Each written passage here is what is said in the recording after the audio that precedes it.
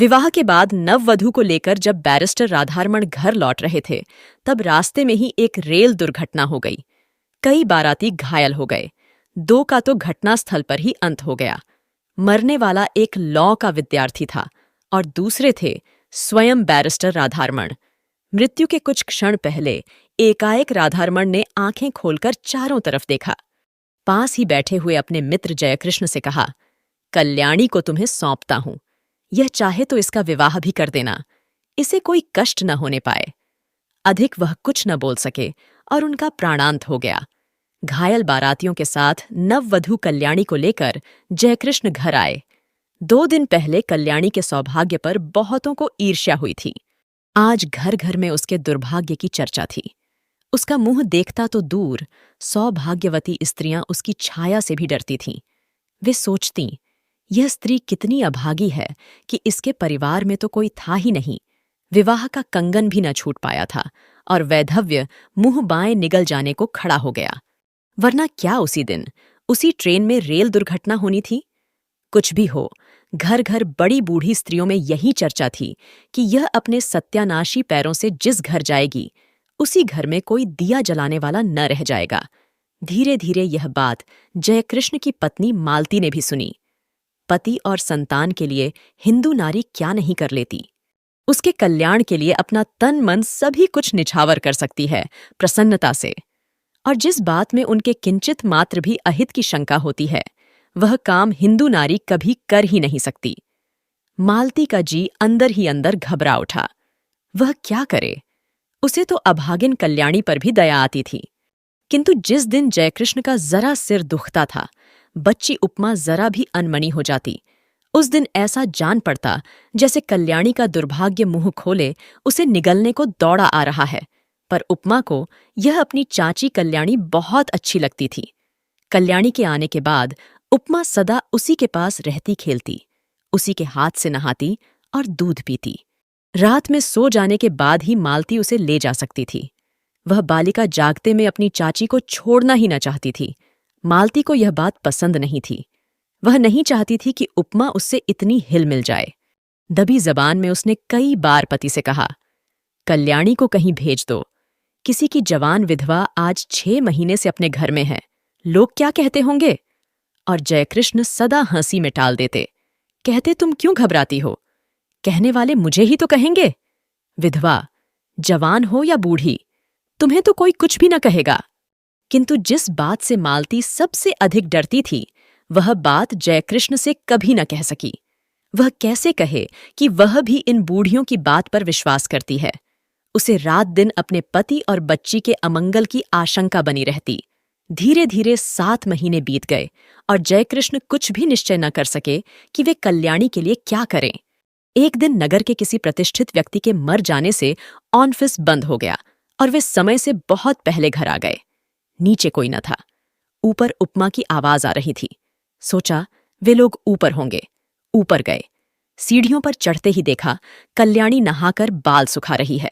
खूब लंबे घने काले केशों के बीच गोरा गोरा मुंह बिल्कुल चांद सा लग रहा था। बड़ी बड़ी आंखों में एक विशेष प्रकार का आकर्षण था। ऐसा सौंदर्य तो जयकृष्ण ने कभी देखा ही न था। अंग प्रत्यंग से यौवन जैसे फूटा सा पड़ता था। क्षण भर निहारने का लोभ जयकृष्ण संवरण न कर सके और तभी कल्याणी की नजर जयकृष्ण पर पड़ी। उसने सिर ढंक लिया। लज्जा की लाली उसके चेहरे पर दौड़ गई। उसका सौंदर्य दूना हो गया। इधर जयकृष्ण का अधीर मन बेकाबू हो चला। वे अब सीढ़ियों से ऊपर जाकर कुर्सी पर बैठ गए। कल्याणी से बोले, मुझे तुमसे कुछ बात करनी है कल्याणी। कल्याणी मरी जा रही थी। वह नहीं चाहती थी कि जयकृष्ण उससे ऐसे समय में कोई भी बात करें जब मालती घर में नहीं है।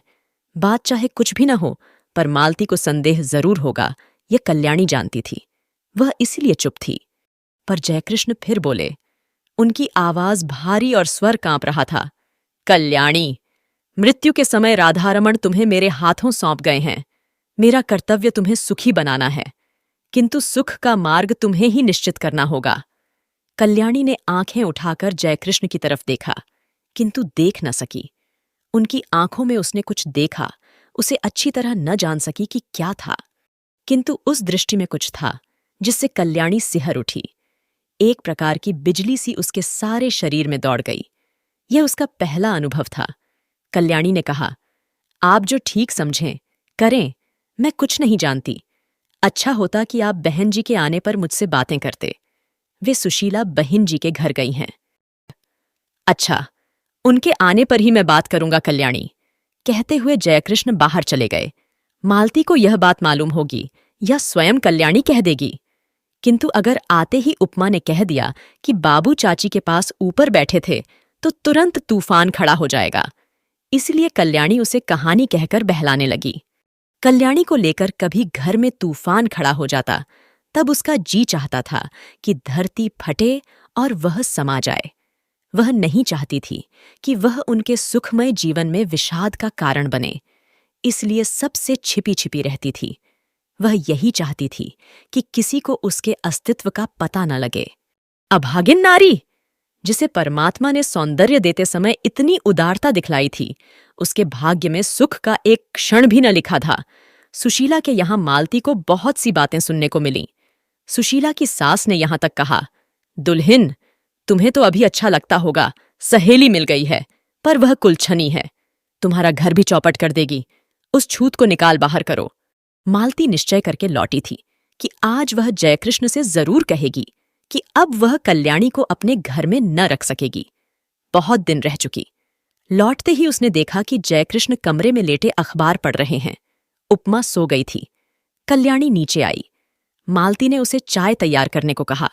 सोचा चाय पीने के बाद कहूंगी, किंतु रहा न गया। जयकृष्ण ने अखबार रख दिया। पत्नी का वे बहुत आदर करते थे। मालती पास जाकर बैठ गई, बोली, मैं अभी सुशीला के घर गई थी। सब लोग इस बात से बहुत असंतुष्ट हैं कि हम लोग कल्याणी को अपने घर में रखे हुए हैं। वे लोग कहते हैं कि उसे कहीं और भेज देना चाहिए। दोस्तों, ऐसे और भी इंटरेस्टिंग कहानियों के लिए मेरे चैनल को सब्सक्राइब करना मत भूलिएगा। तो आइए अब आगे सुनते हैं। जयकृष्ण की भ्रिकुटी टेढ़ी हो गई। उन्होंने कहा, तो जाकर उसे हाथ पकड़कर निकाल दो। उनके स्वर में रूखापन था। उन्होंने करवट बदल ली। मालती चुपचाप चली गई। उसने सोचा, जान पड़ता है कि यह जीवन भर के लिए यहां आई है। कल्याणी चाय तैयार करके चाय की मेज पर सजाकर ऊपर चली गई। चाय पीते पीते जयकृष्ण ने पत्नी से कहा, जिसे ईश्वर ने ही कष्ट देने में कोई कसर नहीं की, उसे हम और क्या कष्ट दें। मरते समय राधारमण उसे मेरे हाथों सौंप गए हैं। कुछ दिन और बीत जाने दो। 1 साल के बाद वह जो चाहेगी वही कर देंगे। पढ़ना चाहती है तो वहां भेज दूंगा। चाहेगी तो उसका पुनर्विवाह भी कर सकते हैं। पर वह मुझे या तुम्हारी बच्ची को नहीं खा सकती। बेफिक्र रहो। लोग कहते हैं, बकने दो। दुनिया में हर किसी को प्रसन्न रखने की कोशिश करने वाला किसी को भी प्रसन्न नहीं रख सकता। मालती बोली, मैं यह नहीं कहती कि उसे आज ही कहीं भेज दो, पर 15 दिन बाद मुझे मां के घर जाना पड़ेगा। मेरी भतीजी का ब्याह है। कल्याणी यहां अकेली रहेगी? जयकृष्ण बोले, अकेली क्यों रहेगी? उसे भी साथ ले जाना। मालती ने उत्तर दिया, साथ कैसे ले जाऊंगी? सगुन साइत के दिन लड़की पर इसकी छाया पड़ी तो? लोग तो बड़ी बूढ़ी विधवा की छाया से भी हल्दी छड़ी लड़की को बचाते हैं। फिर जान न पहचान, ऐसी स्त्री को जबरदस्ती उनका मेहमान क्यों बनाऊं? उन्हें अच्छा न लगे तो? जयकृष्ण खींचकर बोले, तो फिर कल्याणी यहीं रहेगी। बुधिया की मां को दिन भर रहने को कह देना। उसे कुछ और पैसे दे दिए जाएंगे। न चाहते हुए भी आखिर एक दिन कल्याणी को घर में अकेली छोड़कर मालती को जाना पड़ा। जाते समय बुधिया की मां को उसने अच्छी तरह समझा दिया कि बाबूजी को खाना वहीं परोसेगी। कल्याणी से भी कह दिया था, वह बाबूजी से जैसा पर्दा करती है वैसे ही करती रहे और बुधिया की मां रात दिन यहीं रहे। मालती चली गई। अब जयकृष्ण प्रायः देर से जाते और जल्दी लौट आते। कभी कभी वे दफ्तर जाते ही नहीं। यह बात ध्यान देकर कल्याणी ने देखी। बुधिया की मां, जो चौकीदारी पर नियुक्त थी, वह कुछ समझ न सकी। पहले ही दिन खाना परोसने गई थी। जयकृष्ण की एक डांट लगते ही लौटकर बोली, बहू, तुम ही परोसो, मुझसे न बनेगा। बाबूजी खूंसात हैं। कल्याणी को खाना परोसकर खिलाना ही पड़ा। यही तो जयकृष्ण चाहते थे। खाना खाते खाते जयकृष्ण बोले, कल्याणी, तुमने अपने भविष्य के विषय में क्या निश्चित किया है? कुछ कहोगी? कल्याणी संकोच के साथ बोली, मैं क्या निश्चय करने लायक हूं? मुझे दुनिया का अनुभव ही क्या है। गांव में विधवा मौसी के साथ रहती थी। एक दिन वहीं सुना कि मेरा विवाह होने वाला है। किससे होने वाला है नहीं जानती थी। फिर आप लोग ब्याहने आए और जो कुछ हुआ सब आपके सामने है। तब से आपके ही आश्रय में हूं। आपको छोड़कर, आपके इस घर को छोड़कर कहीं कोई मेरा अपना नहीं है। सुना है विधवा मौसी भी अब इस संसार में नहीं है। फिर मैं क्या निश्चय करूं, आप ही कहिए। जयकृष्ण बोले, शादी होना ना होना दोनों बराबर हैं। पति की तुमने अच्छी तरह शायद शक्ल भी ना देखी होगी। पुनर्विवाह करना चाहोगी? कल्याणी बोली, पुनर्विवाह? विवाह से सुख मिलने वाला होता तो मेरे पति उसी दिन रेल से कटकर न मर जाते। कहकर ठंडी सांस ली। जयकृष्ण ने कहा, तुम्हारा यह ख्याल गलत है कल्याणी। जो कुछ होना होता है होकर ही रहता है।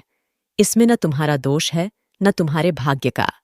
मेरा तो विश्वास है कि जिस ईश्वर ने तुम्हें इतना रूप दिया है वह सुख भी देगा। हाँ, मार्ग तुम्हें स्वयं निश्चित करना है। तुम चाहो तो मैं तुम्हें पढ़ने के लिए किसी पाठशाला में भेज दूं। कल्याणी को हंसी आ गई। बोली, अब मैं बूढ़ी होने जा रही हूं। छोटी छोटी लड़कियों के साथ बैठकर कैसे पढ़ूंगी? और पढ़ना आएगा भी मुझे? मैं तो निरी मूर्ख हूं। यह हंसी न थी, बिजली कौंध गई थी। जयकृष्ण ने कल्याणी को आज तक कभी हंसते न देखा था। वे सिर से पैर तक सिहर उठे। बहुत संभल कर बोले, कोशिश करने से सब कुछ आता है कल्याणी। फिर भी तुम खूब सोच विचार कर मुझसे शाम को अपना निश्चय कहना। शाम को भोजन के बाद रात को बहुत देर तक कल्याणी और जयकृष्ण बातें करते रहे। पहरे पर नियुक्त बुढ़िया पड़ी हुई खर्राटे भर रही थी। कल्याणी ने कहा, पति को मैं प्रेम न कर सकी क्योंकि संयोग और वियोग में केवल 2 ही दिन का तो अंतर था। हाँ, दया भाव से ही प्रेरित होकर उन्होंने मेरा पाणी ग्रहण किया था, इसलिए उन पर मेरी अपार श्रद्धा पहले से ही थी। वह अब भी है। किंतु प्रेम से तो मेरा प्रथम परिचय उसी दिन हुआ जिस दिन आप सीढ़ियों पर चुपचाप खड़े थे। आप विश्वास मानिए कि आपको मैं जितने श्रद्धा भाव से देखती है उतना ही आपसे प्रेम भी करने लगी हूं। फिर भी आपके साथ मेरा पुनर्विवाह असंभव है। क्यों कल्याणी, तुम्हें आपत्ति क्या है? भर्राई हुई आवाज में जयकृष्ण ने पूछा और कल्याणी के हाथ अपने हाथ में ले लिए। कल्याणी ने तुरंत अपना हाथ छुड़ा लिया और संदिग्ध दृष्टि से जयकृष्ण की ओर देखा। जयकृष्ण को अपनी भूल मालूम हो गई। दोनों कानों में हाथ लगाकर बोले, भूल स्वीकार करता हूं, अब कभी न होगी। फिर कुछ रुककर कहा, कल्याणी, तुम मुझसे कभी न डरना। तुम्हारी इच्छा के विरुद्ध मैं तुम्हें कभी न छूंगा।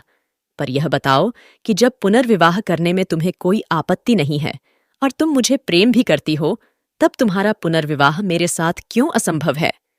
असंभव इसलिए है कि आप विवाहित हैं, कल्याणी ने निश्चय के स्वर में कहा। जयकृष्ण ने कहा, पर हिंदू शास्त्र के अनुसार एक पुरुष कई विवाह कर सकता है। फिर तुम वह सौभाग्य मुझे ही क्यों नहीं दान करती जो किसी दूसरे को मिलने वाला है? छे छे, कल्याणी बोली, आप क्या समझते हैं कि मैं किसी और से विवाह करूंगी? यह कभी न होगा। मैंने एक बार जिससे प्रेम किया उसी से प्रेम करती हुई मिट जाऊंगी।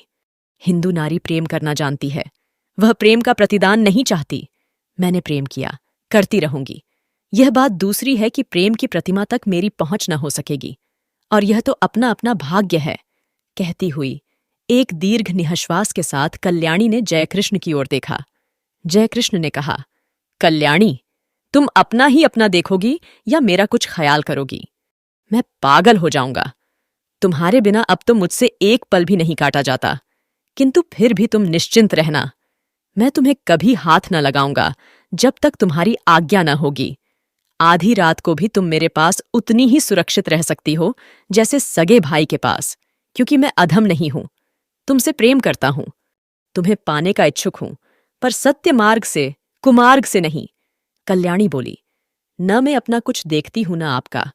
सच यह है कि मैं मालती जीजी के सौभाग्य पर कुठाराघात न कर सकूंगी। उन्होंने मुझे कुसमय में आश्रय दिया है। जो कुछ बन सकेगा भला करूंगी। उनकी बुराई मुझसे न हो सकेगी। उनके भले के लिए मुझे अपना बलिदान भी करना पड़े तो सहर्ष कर दूंगी, मगर उनकी जिंदगी में कांटा बनकर न रहूंगी। पर मेरा जीवन कंटकमय बना दोगी। कहते हुए जयकृष्ण ने ठंडी सांस ली और सतृष्ण नेत्रों से कल्याणी की ओर देखा। कल्याणी ने कहा, यह सब मानसिक विकार है। कुछ दिनों में अपने आप दूर हो जाएगा। आप समझते हैं मुझे कम कष्ट हो रहा है। मैं नारी होकर भी सब कुछ सहने को तैयार हूं। आप तो पुरुष हैं। कठिनाइयों से लड़ने के लिए ही आपका जीवन है। मैंने मालती जीजी को पत्र लिख दिया है। वे आती ही होंगी। उनके आते ही मैं आपसे विदा ले लूंगी। विदा से पहले एक भिक्षा मांगती हूं, केवल आपके चरणों की धूली, और मैं कुछ नहीं चाहती। आप मेरे देवता हैं। जयकृष्ण के पैरों के नीचे से जैसे धरती खिसक गई हो। घबराकर बोले, तुमने मालती को पत्र कब लिखा और क्या लिखा?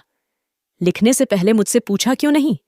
कल्याणी बोली, मैंने और कुछ नहीं लिखा। यही लिखा है कि उपमा के बिना बहुत बुरा लगता है। तुम जल्द से जल्द चली आओ। और लिखती भी क्या? किंतु आपके साथ मेरा अकेला रहना उचित नहीं। हम दोनों एक दूसरे से प्रेम करते हैं। न जाने किस दिन क्या हो जाए, और मैं नहीं चाहती कि हमारे बीच में कोई भी ऐसी बात हो जिसे कलंक का स्वरूप दिया जा सके। जो कुछ तुमने किया, ठीक ही किया कल्याणी। सो जाओ, रात बहुत हो चुकी है। और उठते हुए कल्याणी ने झुककर जयकृष्ण के पैरों को माथे से लगा लिया। जयकृष्ण बहुत उद्विग्न थे। कल्याणी ने ऊपर जाकर दरवाजे बंद कर लिए। जयकृष्ण खाट पर पड़े करवटें बदलते रहे। उन्हें नींद न आई। दूसरे ही दिन मालती दोपहर की ट्रेन से आ पहुंची। दफ्तर से लौटते ही जयकृष्ण ने देखा, उपमा खेल रही है। रात भर सो न सकने के कारण उनका चेहरा उतरा हुआ था। मालती ने देखते ही पूछा, क्या तबीयत खराब थी? क्या हुआ? जयकृष्ण ने कहा, कुछ नहीं, सिर में बहुत दर्द है। अज्ञात आशंका से मालती सिहर उठी। कल्याणी तो अभी है ना इस घर में? उसने पूछा। तुम तो अपनी बात के आगे किसी की भी नहीं सुनते। कितनी बार कहा, उसे कहीं भेज दो, पर जब तुम मानो तब ना। इस तरह तुम्हारे सिर में दर्द वर्द होता है तो मैं घबरा जाती हूं। सभी लोग कहते हैं वह अभागिन है। जयकृष्ण को दूसरा ही भय था। वे यही सोच रहे थे कि कौन जाने कल्याणी है भी कि नहीं। उसने कहा था कि मालती के आते ही वह विदा ले लेगी। विदा का अवसर कहीं आ तो नहीं गया। जयकृष्ण का हृदय धड़क रहा था। उन्होंने कहा, मैंने कल्याणी को एक पुत्री शाला में पढ़ने के लिए भेजने का निश्चय किया है। यह बात उसे भी मंजूर होगी। जरा उसे बुलाओ तो। मालती को इस बात से बड़ी शांति मिली। कल्याणी यहां से चली भर जाए, कहीं भी जाए इसकी उसे चिंता न थी। उसने घंटी बजाई, पर कोई ऊपर से न आया। तब उपमा को बुलाकर कहा, जा ऊपर से अपनी चाची को बुला ला। उपमा ने कहा, चाची ऊपर नहीं है। घबराकर मालती ने ऊपर नीचे सभी कमरे खोज डाले। कल्याणी का पता नहीं लगा। जयकृष्ण पागल की तरह दौड़कर ऊपर गए। कल्याणी के बिस्तर पर उसके गहनों की पेटी रखी थी। उसके नीचे एक पत्र लिखा था, जाती हूं। अपनी उपस्थिति से आप लोगों को जो कष्ट दिया या मुझसे जो अपराध हुए उनके लिए क्षमा कीजिएगा। मेरी खोज न कीजिएगा, व्यर्थ होगी। मेरे ये गहने उपमा के लिए हैं। अभागिन कल्याणी। यह कहानी यहीं खत्म होती है। और हाँ, अगर आप कोई अपने पसंद की कहानी सुनना चाहते हैं तो कमेंट में ज़रूर बताइए। मैं कोशिश करूंगी। और प्लीज़ लाइक और सब्सक्राइब करना मत भूलिएगा। सुनने के लिए धन्यवाद।